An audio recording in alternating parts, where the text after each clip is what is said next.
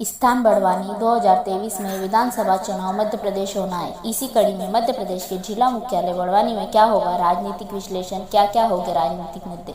जिला मुख्यालय बड़वानी आदिवासी बहुमूल्य होकर यहाँ पर 4 विधानसभा बड़वानी, सेंधवा, राजपुर, पांसेमल से विधायक चुनकर आते हैं। जहाँ राजपुर, सेंधवा, पांसेमल में कांग्रेस विधायक है, वही बड़वानी विधानसभा में भाजपा का कब्जा बरकरार है। विगत दिनों आदिवासी अधिकार यात्रा का कार्यक्रम पार्टी के गंदावल क्षेत्र में आयोजित किया गया था, जहां पर जेएस के संस्थापक कांग्रेस के विधायक मनावर क्षेत्र के डॉक्टर हीरालाल अलावा ने सार्वजनिक रूप से मीडिया के माध्यम से यह कहा कि यदि जेएस संगठन में सक्रिय कार्यकर्ताओं को आने वाले विधानसभा चुनाव में अपना दावा पेश करते हैं तो उनका स्वागत है। युवा वर्ग को आदिवासी उत्थान और विकास के लिए आगे आना चाहिए। जिला बड़वानी जेएस संगठन से अपने सक्रिय कार्यकर्ता विधिवत तरीके से लगातार ग्रामीण क्षेत्रों में अंतिम छोर तक पहुंचकर सक्रिय एवं क्रियाशील सदस्य बना रहे। इसी कड़ी में सेंधवा से बोटू सोलंकी, पांसेमल, बड़वानी विधानसभा से संदीप नरगावे एवं राजपुर विधानसभा से मुकेश पटेल अपने दावेदारी दिखाकर लगातार सक्रिय एवं संगठित होकर जेएस के सदस्य गांव गांव प्रत्येक फलिए फले जाकर बना रहे हैं, कहीं ना कहीं उनकी जड़ें मजबूत कर रहे हैं। आने वाले समय में यह संगठन काफी सक्रिय और मजबूत स्थिति में एक वट वृक्ष के समान खड़ा हुआ मध्य प्रदेश की राजनीति में नजर आएगा। जो आज इस जेएस संगठन को नजरअंदाज कर रहे, आने वाले समय में वह इस संगठन का लोहा मान जाएंगे। अब आने वाला समय ही कि यह संगठन किस पायदान पर है बतलाएगा। बड़वानी से संजय वामनिया की रिपोर्ट। कभी भी महत्व नहीं दिया कि सारी संगठन जेएस के साथ जुड़कर विधानसभा 2023 के चुनाव में मैदान में उतरेंगे। मेरा फिर अंतिम सवाल आपसे है कि कांग्रेस के विरुद्ध अगर जेएस को खड़ा करना पड़ा तो क्या आप विधायक? देखिए, कांग्रेस के पास एक विकल्प है कि प्रदेश में नए युवा, जो पढ़े लिखे युवा, अगर उनको मौका दे और नए युवाओं को अगर वो अपना कंसेप्ट बदले कि राजा का बेटा राजा नहीं बनेगा और नए युवाओं को मौका देती है, तो हम तो उनका स्वागत करते हैं। क्योंकि हम किसी भी राजनीतिक दल, कांग्रेस हो चाहे बीजेपी, हमारी लड़ाई पार्टी से नहीं है, हमारी लड़ाई विचारधारा से है, हमारी लड़ाई एजेंडों की है, हमारी लड़ाई 6वीं अनुसूची, 5वीं अनुसूची, पेशा कानून, वन अधिकार कानून जैसे मुद्दों की है। आज भारतीय जनता पार्टी सत्ता में है, लेकिन कभी भी उन्होंने आदिवासियों को आदिवासी स्वीकार नहीं किया।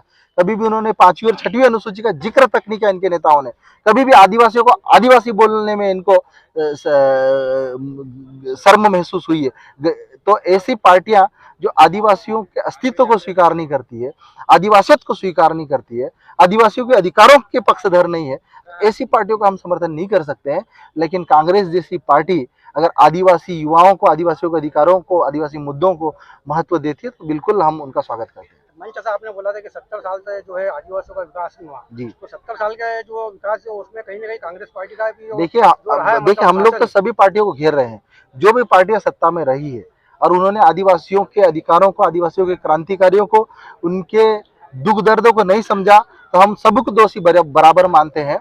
लेकिन जब जागे तब सवेरा, अगर उनको गलती का एहसास हो, कोई भी राजनीतिक दल, आज जैसे कि भारतीय जनता पार्टी जैसी राजनीतिक पार्टी ने पहली बार क्रांतिकारियों को, आदिवासी क्रांतिकारियों को स्वीकार किया। अभी तक टंट्या भील को लुटेरा बोलते थे, टंट्या भील को अपमानित करते थे, लेकिन कम से कम जेएस संगठन के कारण ये सत्ताधारी पार्टियां आज क्रांतिकारियों को भगवान मानकर पूजा करने को मजबूर हुई है। तो हम चाहते हैं कि आदिवासी इस देश के मालिक है, इस देश के प्रथम नागरिक है, इस देश, इस धरा के अधिकार रखते हैं भारत भूमि पर, तो उनको उनका हक और अधिकार दे, उनकी पहचान दे, उनका सम्मान करे, उनके स्वाभिमान की रक्षा करे, ऐसे आशा अपेक्षा। अच्छा, आदिवासी मुख्यमंत्री के बारे में क्या विचार? देखिए, मध्य प्रदेश एक आदिवासी बहुल्य राज्य है। यहाँ भारी संख्या में, बड़ी संख्या में यहाँ पर अकॉर्डिंग टू 2011 यहाँ पे 21% ट्राइबल्स पॉपुलेशन है और वर्तमान में 2027 में 23 में लगभग 25 से 30% के लगभग ट्राइबल पॉपुलेशन है। तो निश्चित ही अगर आदिवासी बहुल्य में ज़्यादा से ज़्यादा आदिवासी युवा विधायक बनते हैं, आदिवासी बहुल्य सीटें जीतते, तो निश्चित ही आदिवासी मुख्यमंत्री की मांग आने वाले समय में ताकतवर होगी और हम बिल्कुल उसका समर्थन करेंगे।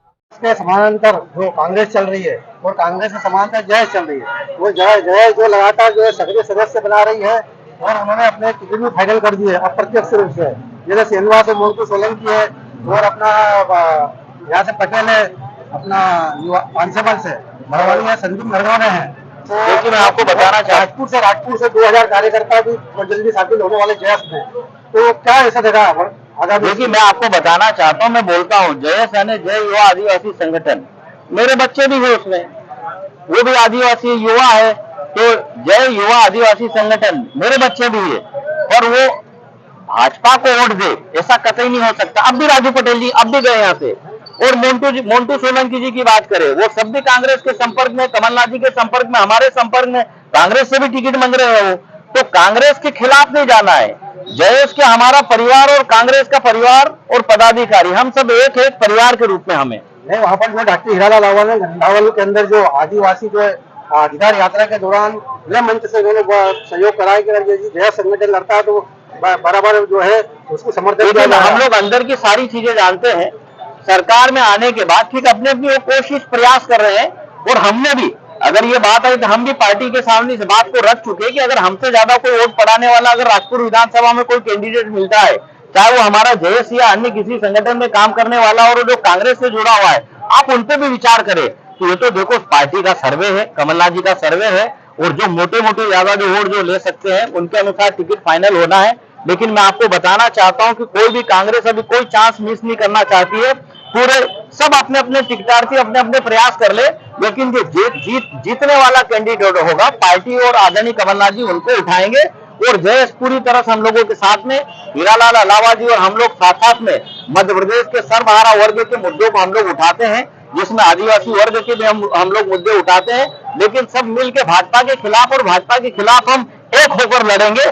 जब तक टिकटों की और जब तक की बात हो तब तक अपने अपने प्रयास कर ले, लेकिन सब कांग्रेस के साथ में है, कांग्रेस का साथ देंगे। जयेश के साथी भी धीरेन्द्र शास्त्री जी आए थे, उन्होंने भारत को हिंदू राष्ट्र बनाने की घोषणा की, कर रहे हैं, क्या कांग्रेस पार्टी साथ देगी भारत को हिंदू राष्ट्र? देखिए, मैं आपको बताना चाहता हूं कि इसमें जो हमारी पार्टी की रीति नीति और सिद्धांत है कांग्रेस पार्टी का, हम उसका पालन करने वाले और उनके पद चिन्हों पर आदर्शों पर हम लोग चलने वाले हैं। तो जो कांग्रेस की नीति है उसके साथ है।